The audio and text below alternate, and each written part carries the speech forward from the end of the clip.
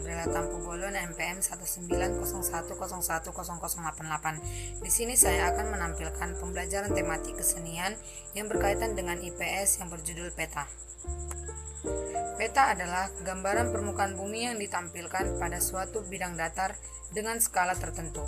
Istilah peta berasal dari bahasa Yunani, yaitu mappa, yang berarti tapla atau kain penutup meja.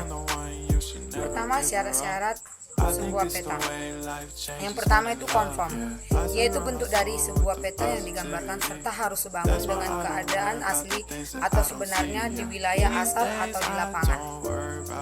Equidistant, yaitu jarak di peta jika dikalikan dengan skala yang telah ditentukan sesuai dengan jarak di lapangan. Yang ketiga itu equivalen, yaitu daerah atau bidang yang digambar di peta setelah dihitung dengan skalanya akan sama dengan keadaan yang ada di lapangan. Yang kedua itu fungsi pembuatan peta, menunjukkan posisi atau lokasi relatif atau letak suatu tempat dalam hubungannya dengan tempat lain di permukaan bumi. Dengan membaca peta, kita dapat mengetahui lokasi relatif suatu wilayah yang kita lihat. Memperlihatkan atau menggambarkan bentuk-bentuk permukaan bumi, misalnya bentuk benua atau gunung, sehingga dimensi dapat terlihat dalam peta. Bentuk-bentuk semu benua yang ada di dunia dapat kita amati pada peta. Bentuk-bentuk permukaan bumi dapat diamati dari simbol warna yang terlihat berbeda-beda. Menyajikan data tentang potensi suatu daerah, misalnya yang pertama itu peta potensi rawan banjir, yang kedua peta potensi kekeringan, yang ketiga peta potensi air, yang keempat peta potensi ikan. Memperlihatkan ukuran karena melalui peta dapat diukur luas daerah dan jarak-jarak di atas permukaan bumi.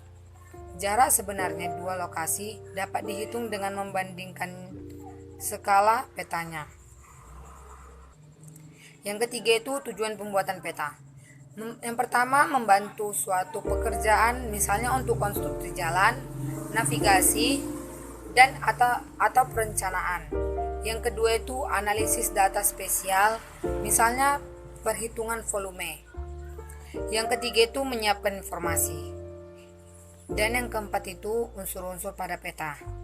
Yang pertama itu judul, yang kedua legenda, yang ketiga orientasi atau tanda arah, yang keempat itu skala, yang kelima itu simbol. Yang pertama judul. Judul itu mencerminkan isi sekaligus tipe peta. Penulisan judul biasanya di bagian atas tengah, atas kanan, atau bawah. Walaupun demikian, sedapat mungkin diletakkan di kanan atas. Yang kedua itu legenda. Legenda adalah keterangan dari simbol-simbol yang merupakan kunci untuk memahami peta. Yang ketiga itu orientasi atau tanda arah. Pada umumnya, arah utara ditunjukkan oleh tanda panah ke arah atas peta. Letaknya di tempat yang sesuai jika ada garis, lintang, dan bujur koordinat dapat sebagai petunjuk arah. Yang keempat itu skala. Skala adalah perbandingan jarak pada peta dengan jarak sesungguhnya di lapangan. Skala ditulis di bawah judul peta, di luar garis tepi, atau di bawah legenda. Skala dibagi menjadi 3, yaitu skala angka, skala garis, skala verbal. Yang kelima itu simbol. Simbol peta adalah tanda atau gambar yang mewakili ketampakan yang ada di permukaan bumi yang terdapat pada peta ketampakannya.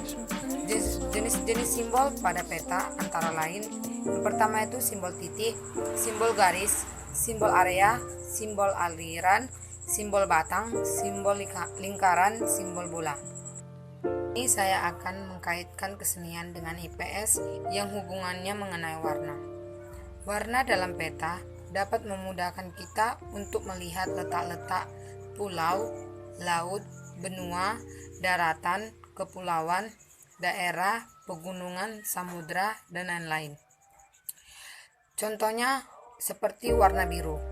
Warna biru itu menandakan perairan, yaitu laut, samudra, dan pulau. Sedangkan warna hijau menandakan suatu daerah yang memiliki ketinggian kurang dari 200 meter. Yang ketiga itu warna merah. Warna merah menunjukkan jalan kereta api atau gunung aktif. Yang keempat, Warna coklat. Warna coklat menandakan dataran tinggi. Yang kelima itu warna putih.